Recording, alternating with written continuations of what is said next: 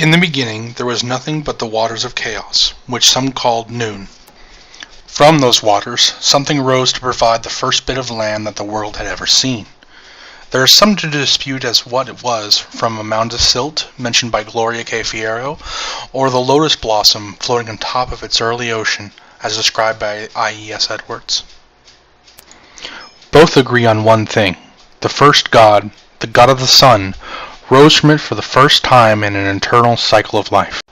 Now, many argued about the identity of that God, as many ancient local priests attempted to insert their favored deity into the myth of creation. But the most widely recognized would come to be known as Atum-Ra.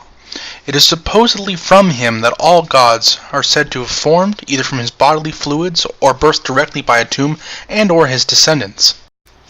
From Atum came the first pair of gods, the god of air Shu and the god of moisture Tefnut.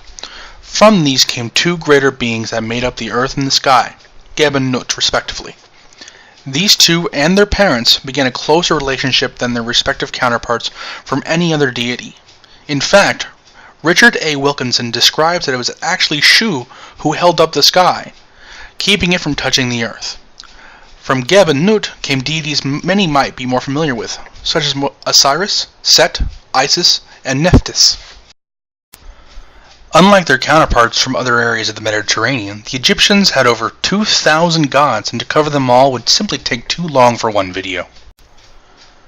The one on the top of the proverbial ladder, the first god himself, Atum, was combined in later years with the god Ra, forming Atum-Ra. Together they describe two phases of the sun, with Ra being the rising sun and Atum being the setting sun.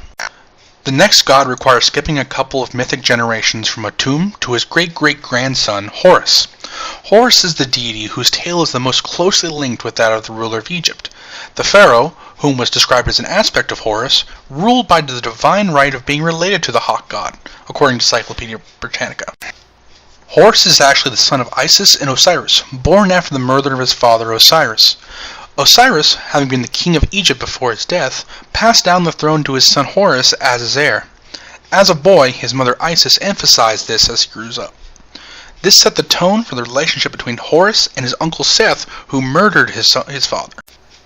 Tales of their battles, wherein they wounded and maimed one another, cropped up over the years in which this faith was prevalent, becoming something of a regional folk tale in their telling rather than an overarching singular religious story. Now, there are more gods and goddesses than we can ever cover at one time, so I invite you to do a bit of your own research into one of the most extensive, established pantheons of the entire world.